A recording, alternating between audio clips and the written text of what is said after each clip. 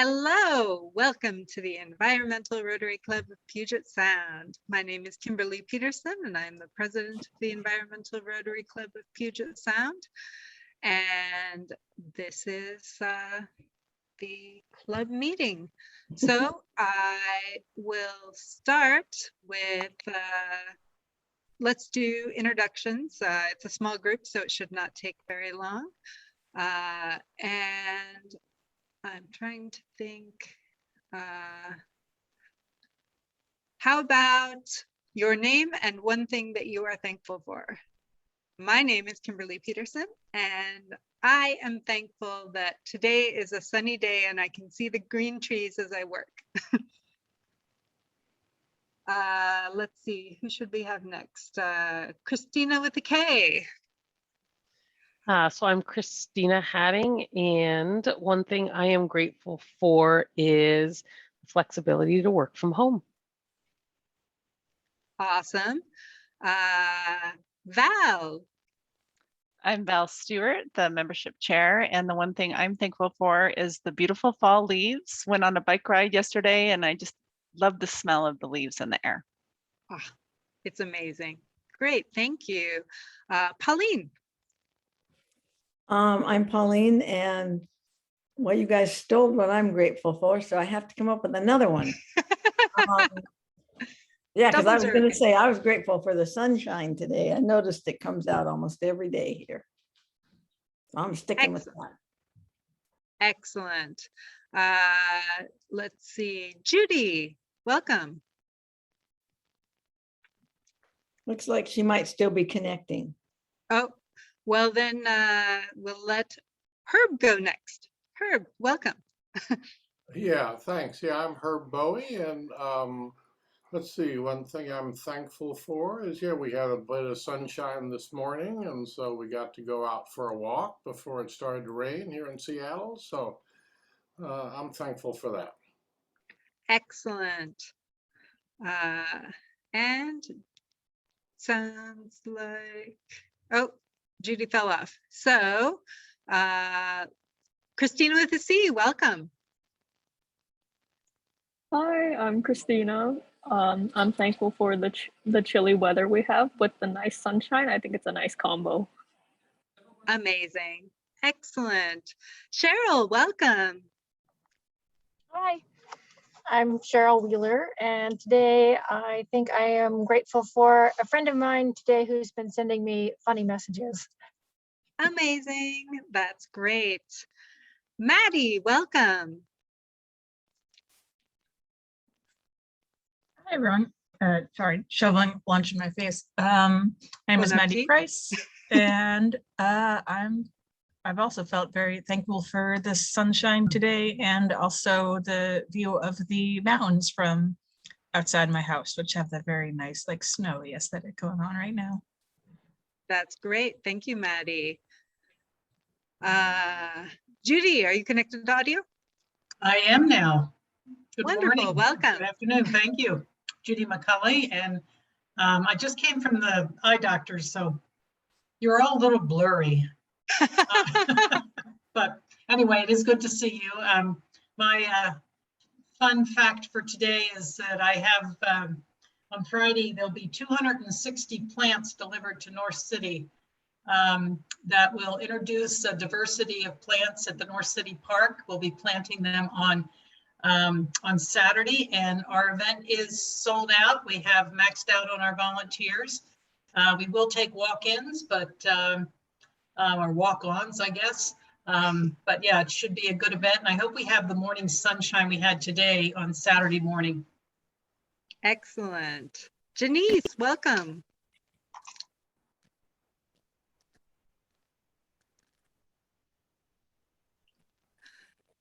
Janice, do you want to introduce yourself and tell us one thing you're thankful for? My name is Janice Hogat, and I am incredibly thankful for getting to spend my Mondays with my grandkids. So yesterday we went through a World Wildlife Fund catalog And they're wonderful because they tell all these stories about the animals. Everything in there is an endangered species that they're working to preserve. And it's an amazing book of stories. Amazing. Thank you, Janice. Douglas, welcome. Thank you, Christina. Kimberly. Sorry. Couldn't be mistaken for a more beautiful woman. Yeah, there you go.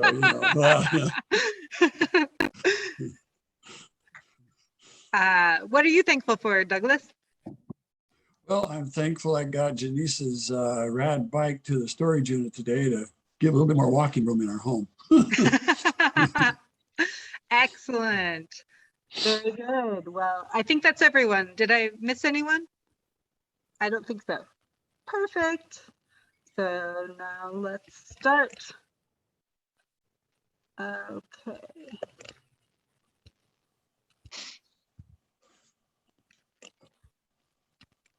I wish it would just automatically share sound. Mhm. All right. So there's a learning curve to hosting these Zoom meetings, huh? Indeed, indeed. All right, get it into presentation mode. Get to the beginning. All right. See if it work. So, welcome to the Environmental Rotary Club of Puget Sound. Oops. Here we go. Val, would you care to do the land acknowledgement? I sure would like to. Before I give the land acknowledgement, I just want to let you all know I had a meeting with the Snoqualmie tribe, and they are doing their ancestral lands movement right now, where they're giving more information about why it's important that we share the land acknowledgement. And so when we do this, we want to think about what it means to us and what it means to you personally that we share this land acknowledgement statement. We acknowledge with respect that we are on the ancestral homeland of the Coast Salish people, in particular the Duwamish, the first people of Seattle and much of King County, who are still here and continue to embody and practice the strengths of their indigenous culture, teachings, and values, who have reserved treaty rights to this land, past and present. We need to protect and honor the history of the people of the Duwamish and our indigenous neighbors, the Suquamish, Nisqually, Snoqualmie, and Muckleshoot tribes, for their enduring care and protection of our shared lands and waterways. Thank you so much. I think this is very meaningful. Now let's remember why we're here. This is Rotary International's commitment to the environment. So we are committed to supporting activities that strengthen the conservation and protection of natural resources, advance ecological sustainability, and foster harmony between communities and the environment. We empower communities to access grants and other resources, embrace local solutions, and spur innovation in an effort to address the causes and reduce the effects of climate change and environmental degradation. So now let's talk about some really exciting news.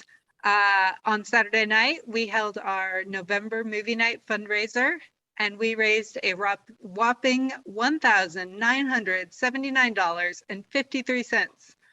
That gave a little less than $1,200 to the Wild Fish Conservancy, and we netted $791. And on a sale of 71 tickets and 40 donations, that's pretty amazing. Yay, good work. Sure is. Wow. What a film, too. What a film. Nope, that's not what I wanted to do. So coming up is the tree planting party on November 13th that Judy mentioned. Would you like to say anything more about this, Judy? Oh, no, just you're welcome. If you can make it, please come 9 to noon on Saturday. Sorry, just treat you as a walk-in if you haven't signed in. My clip art library is a bit limited, so I don't think we'll be planting tomato plants, but. It's not one of the 260 plants, no. On November 20th, if you are feeling particularly giving, from 9 a.m. to 3 p.m., you can volunteer at the Beacon Hill Food Forest. There are many different things you can do, and the Gibson page will be updated with the exact opportunities as they become available. So if you have the ability, please attend. As far as next month, we have canceled our second meeting of the month, and our only meeting of December will be in person on December 7th in the evening. And it's going to be a combination of an annual meeting and a holiday celebration at Third Place Commons in Lake Forest Park. And I am going to be spending about a month in Seattle from mid-November to mid-December. And so I look forward to meeting any of you who can make it out there to the in-person meeting. It should be a lot of fun.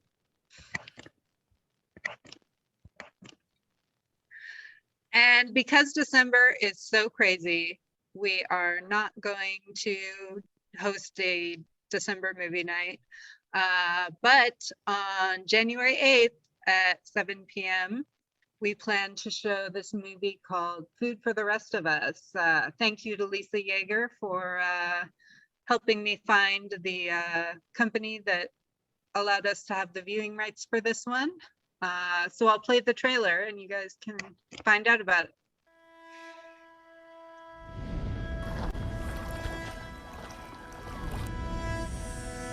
Hawaii is 80 to 90% dependent on imports for food, right?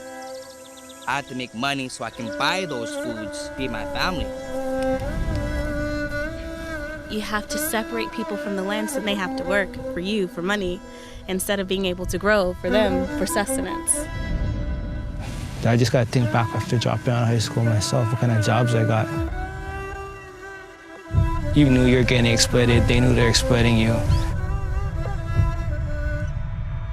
That just builds up.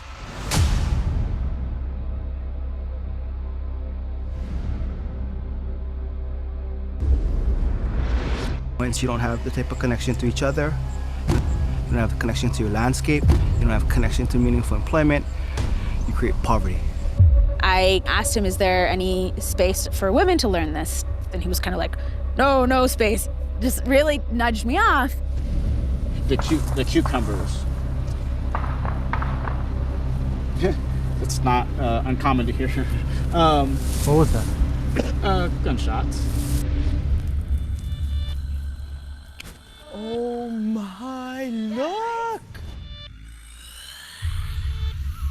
You're part of this long line of people and events. I don't think people realize how connected we are to the earth in a way that is more spiritual. This is our right to cultivate land and create relationship. We will do that, and we will make ourselves healthy and strong and vital. When climate change has reached its peak, when their towers crumble and the money's gone, what are you going to eat?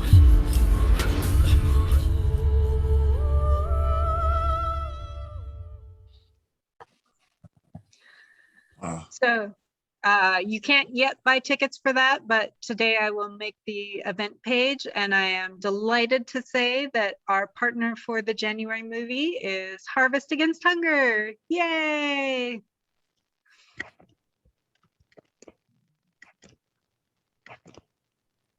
And now I'm going to stop sharing because Herb is going to give us an update on our attempts to make a foundation.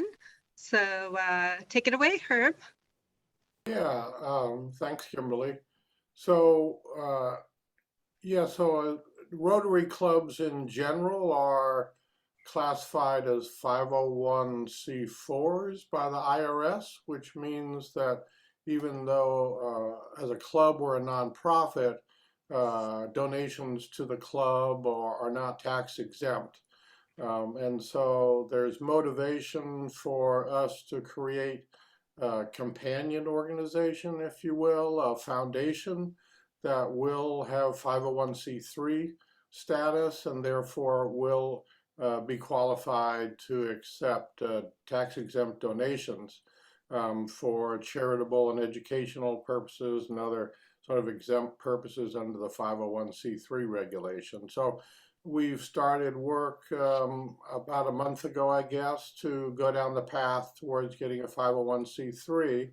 So one of the changes we have to make in order to enable that to happen is to either have a whole separate board and bylaws for the foundation, or the path we chose, which is a little easier, is to have a common set of bylaws that will serve both the foundation and the club, and that common bylaws then will stipulate that the leadership, the board for the club is generally the same as the leadership for the foundation, and so that'll make it easier to get a foundation up and running. And so that's why we are proposing to amend our bylaws and asking all of the club members to attend our December meeting and approve the bylaws there, or to send in your approval or any questions you might have about the bylaws before that meeting,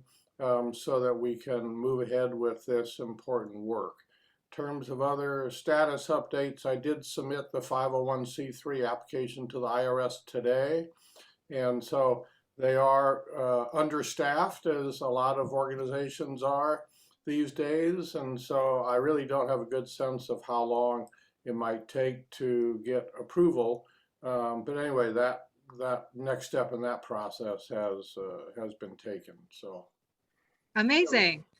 And just to underline how important it is to have 501c3 status, there was a woman in New York who made a $1,000 donation to our movie night through using a credit card that was part of her foundation that can only donate to 501c3s. So I ended up having to refund the money to her, and then she directly donated $1,000 to the Wild Fish Conservancy, which is a 501c3. And so as soon as we have our own foundation, like, we can take donations such as that, that people will be allowed to take a tax exemption on. Excellent. All right. And Cheryl, welcome. This is your first meeting, correct? Would you care to make a slightly longer introduction about yourself? Sure, yeah. So I'm Cheryl Wheeler, and I work at the University of Washington.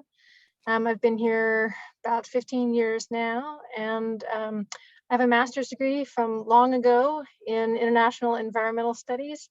And one of my coworkers here at the University of Washington said, "Hey, why aren't you involved in Rotary?" And I was sort of like, oh my gosh, why am I not involved in Rotary?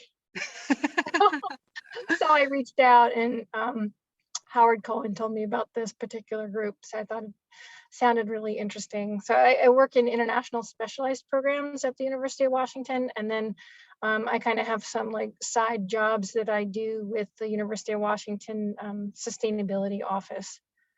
So wow, it's interesting to get. I do a whole bunch of other stuff.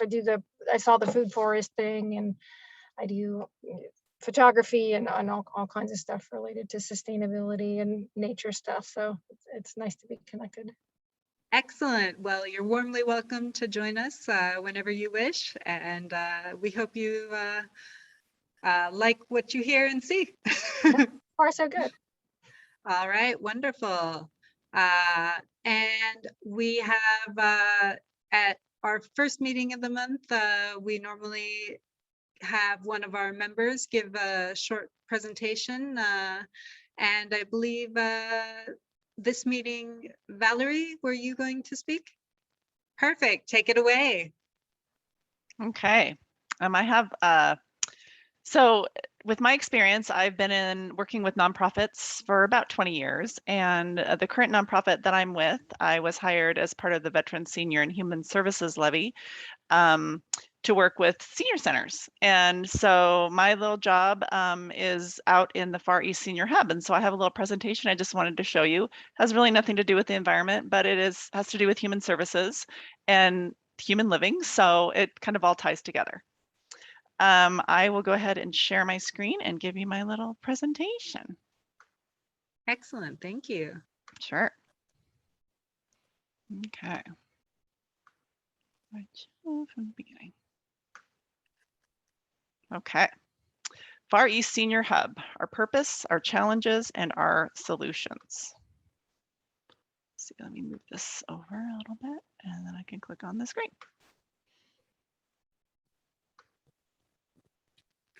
Why is it not moving? There we go. Oops. Go back, go back. The back arrow helps. Where is it? There it is. Okay. Thank you. I went too far in advance. I gotta move. Okay. So the Far East Senior Hub consists of Mount Si Senior Center, Snow Valley Senior Center, and Issaquah Senior Center. And this is a picture of all three of the cities. Next. The population. As part of the Far East Senior Hub, my goal is to reach isolated and underserved seniors in our community, including the LGBTQ+, the Spanish-speaking Latinx, the Asian, grandparents raising grandkids, and Indian American populations.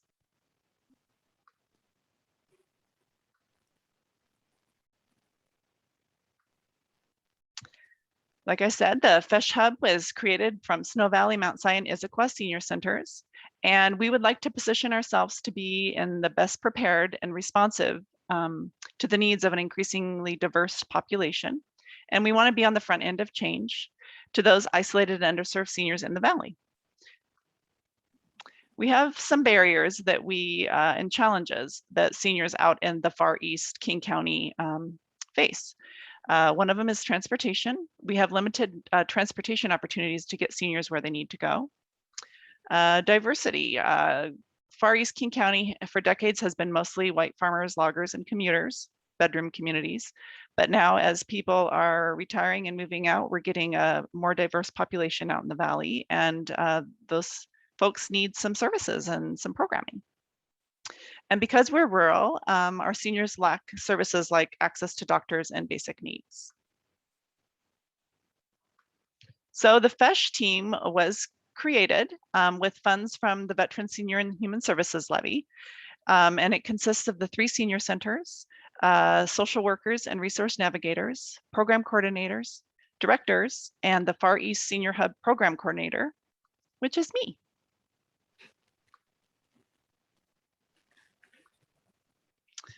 Resource navigators, they work with seniors on issues from housing to finding doctors to finding services for their home. And they've increased all of their hours at all 3 senior center locations. Outreach to homebound seniors, help with resources, counseling, lead support groups, grief, and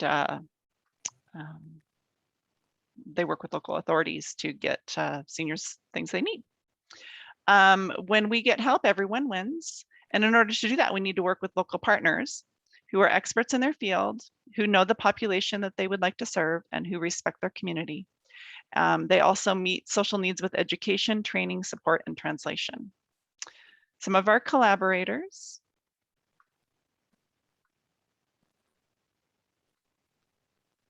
We have a lot of them. I meet with these people every week, which is probably why I'm so busy. Gen Pride, they are based in Seattle. In early 2021, we conducted LGBTQ evaluation, and we held training for staff, volunteers, and board. And our goal is to develop an advocacy team of LGBTQ+ seniors in our centers and to make the senior centers rainbow friendly. Gen Pride continues to provide leadership for us and education and support.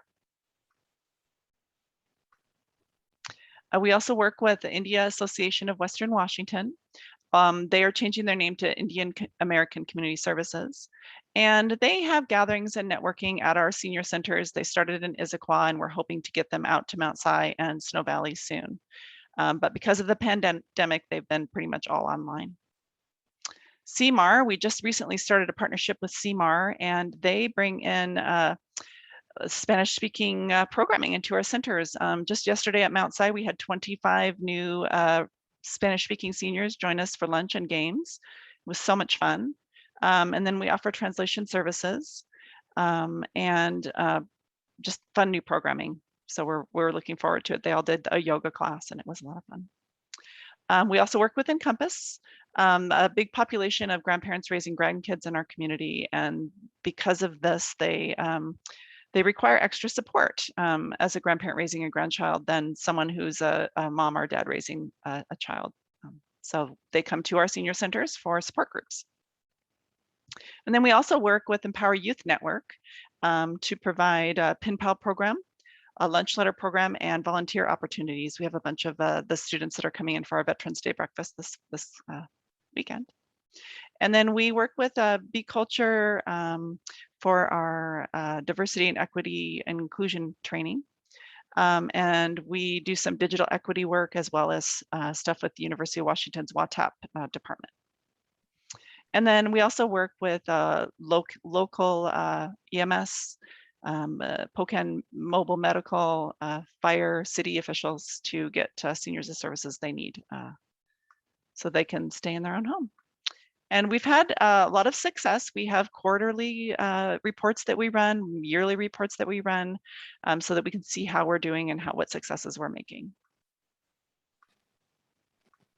We hope to add evening programming too next year. Here's an example of the little part of our newsletter that we put out of all the groups and programming that I plan.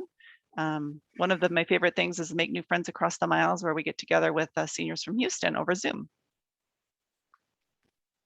And there we are. That's it. That's what I do. Amazing. Thank And you so so much. there's a beautiful picture of Mount Si there in the background. If you haven't gotten a chance to visit Mount Si, it's a great place to go out and see the outdoors.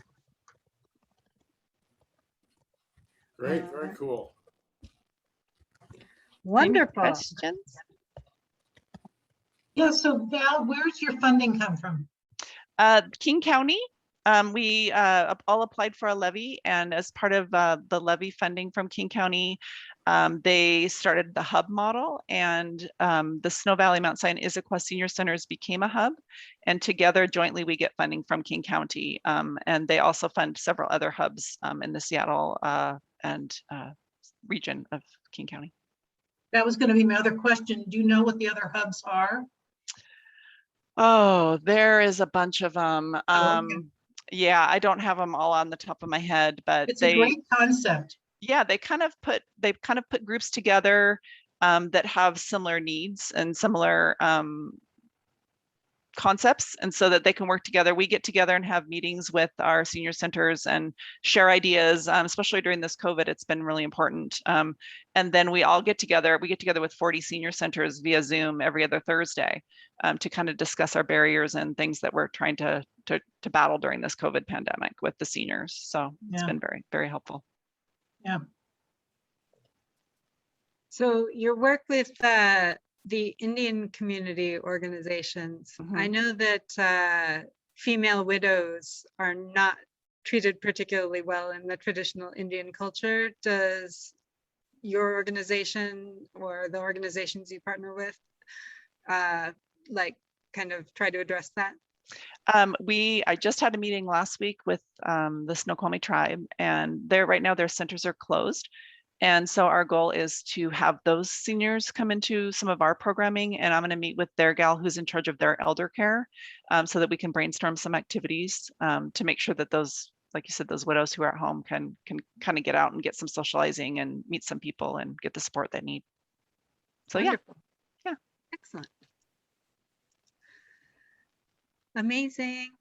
And just to let you guys know, I am also super grateful because we now have confirmed speakers for our speaker meetings through the end of February. So at our next meeting, we have the gentleman who started the food forest in his backyard basically as a hobby and turned it into a business. He will be our guest speaker. And then in January, we will have somebody from Forterra come and speak with us. And in February, we have the head chef from the North Cascades Institute who will come and speak to us about how to cook vegetarian. That's awesome.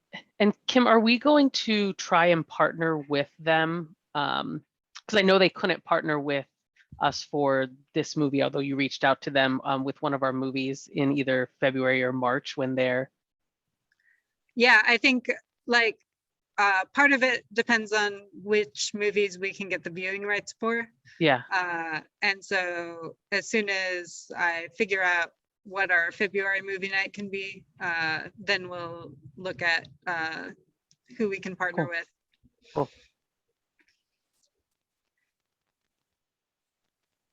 But that is very exciting, and I hope that all of you will be able to attend our meeting in December, because I think it's going to be a lot of fun. And thank you to Judy and Christina for organizing the trivia night. Or the trivia questions. Can I bother you for the date for the food forest speaker in December? I'm sorry? Can I bother you for the date for the food forest speaker in December? That's our November, is it the 23rd? What's the 4th? Yeah, the 23rd. That's November 23rd. No. Yes. The food forest speaker, Yes. like our guest speaker for our next meeting will be on November 23rd. Okay. And we And don't have then- a additional meeting in December besides the 7th because Right. of the crazy end of the year. So the party stuff. Exactly. Yeah, we won't have a meeting at Christmas time for the speaker. Yeah, we'll need a month to recover. But and then on November 20th. Palms. All right, see, like, yeah, really go.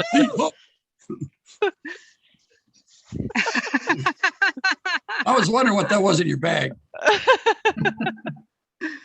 Didn't Super quite look like funny. spinach. We've got lots of fun Alright. stuff in this office. Yeah, it sure looks like it. We could play some Jeopardy or spin the wheel. Well, Ooh. I'm here doing laundry, Oh. so anybody wants to join me. And Christina, did you have an update on the idea of a book club? Is that something we might launch in January? So I'm actually when is I apologize. Things have been crazy these last couple of weeks with Yeah, everything. well, getting sick didn't help. No, no. What's the deadline for getting into the Rotary, what's it called? Like the newsletter? Yeah, the newsletter. Oh. I think it's December 1st. I don't know for sure if there'll be a newsletter in December, but I'm hoping there is because I'd like to publicize the movie. So, sorry. So the deadline for the December newsletter is December 1st? Yes. Okay. Yeah, because I was And it usually comes out like 4 or 5 days later. okay.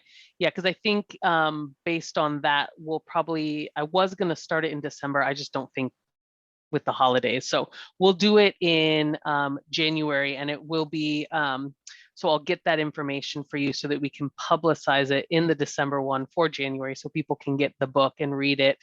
Matt, my husband, already read it. He said it was a little depressing.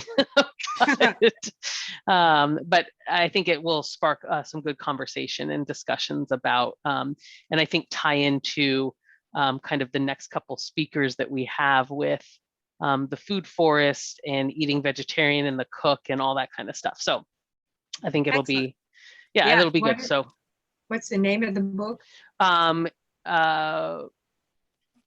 it is, sorry, I have it by my bed, but it's not in front of me. It's, let me see. Give me a second. I will come back on so somebody can say something else. The reason that I bring that up is because the bookstore upstairs at Third Place offers discounts to book clubs. So I can go up, I started this process with them earlier. I can go upstairs and act as a eco club, book club. And then you can get books from Third Place, either digital or hearing or paperback, hardback, whatever the books come in at a discount. Cool. Yeah. So it does come. So it just is, let me know what the book is. Yeah. And I actually, you can borrow it. I know the King County Library has it as well. And that's actually how I got it. And that's how Matt listened. He listened to it as well. So it is called We Are the Weather. Saving the Planet Begins at Breakfast. Ooh. By Jonathan Foyer. F-O-E-R. Foyer. So, yes, we are the weather. Excellent. And your plan, I'm sorry, your plan then, Christina, for the actual gathering of book club members, we read the book in advance and then you're planning on us meeting one time in the month to discuss it? Yeah, so we'll meet so if it comes out in December, we'll meet in January, and it will, I think it was this, it's in my notes that it would likely be, I'll have to go back into the notes because there was some conflicts with some of our, but it will be Thursday evening. So it'll be evening time discussion, like a 7 to 8 kind of discussion. That'll take Janice and I out of it. Oh, I thought there. Because we go till 8 Thursdays, Wednesdays and Thursdays. Okay, well, I'll have to see We're what. available Monday, Tuesday, Friday, Saturday, Sunday evenings, but not on Wednesday or Thursday. Okay. Sorry. Until 8.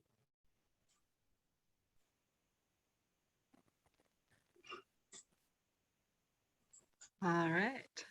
Yeah, so I will get more information. I don't remember what. Thank you, Christine. Yeah. All right. Well, if you wish, you can hang on and chat. If you wish to enjoy the beautiful sunny weather, go do that. And either way, have a wonderful week. Thank you all. Thanks, everyone.